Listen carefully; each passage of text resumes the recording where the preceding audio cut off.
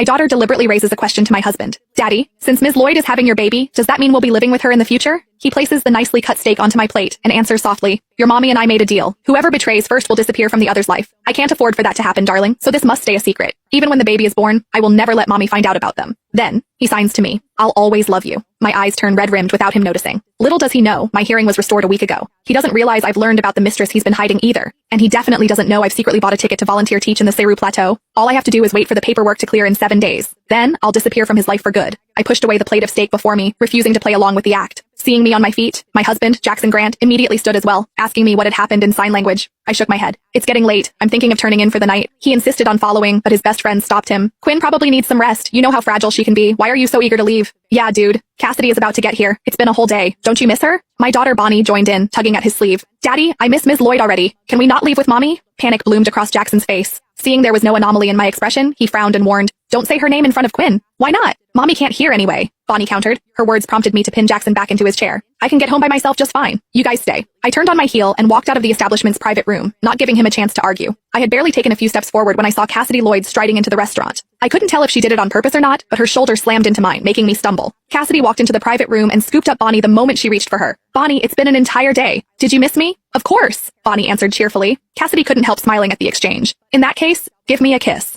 Bonnie immediately cupped her face and planted a kiss on her cheek. Watching the two of them, one would think they were the real mother and daughter. She set Bonnie down, then slipped into Jackson's arms, her expression full of playful sweetness. In his eyes, there was a softness I had never seen before. Before he could say anything, Cassidy rose on her tiptoes and kissed him passionately. All right, one of his friends muttered, rolling his eyes. It's been months and you two are still this mushy. None of his friends seemed bothered by it, while Bonnie looked like she had seen this 100 times. I stared at all of them, feeling a sinking coldness in my bones. So, everyone knew they had been fooling around together, except for me. As the teasing around the table amplified, Cassidy's lips curled with a triumphant smile. As if things weren't messy enough, the others started egging them on, asking when the last time they hooked up was. Jackson lowered his head, embarrassed, while Cassidy looked thrilled. 2 days ago, in the room next to the main bedroom. I whispered the same words at the same time as she did, our two voices overlapping, and the whole room exploded with excitement. Some laughed, some cheered on. Jackson, my boy, you finally grew a brain. Yeah, with our status, who the hell stays loyal? As long as you hide it well, you can enjoy life. Quinn is deaf. She'll never find out. When my name came up, the smile on Jackson's face stiffened. His expression turned ice cold. Don't let this get back to Quinn. His friends didn't care at all. They simply burst into louder laughter. Bonnie chimed in loudly. Don't worry, Daddy. Mommy won't find out. She's deaf, remember? Their laughter echoed through the private room, but I stood outside the door, frozen. It wasn't until a waiter behind me gently tapped my shoulder that I snapped back. Excuse me, do you need any help? Immediately, silence swept across the private room. Everyone turned to look at me while Jackson looked panicked. He hurriedly dropped his arm from Cassidy's waist, his gaze flickering everywhere but my face. He started signing frantically, asking why I had returned and insisting that Cassidy was just an ex-junior from his alma mater. What he failed to realize was that her lipstick was smeared all over his lips. Even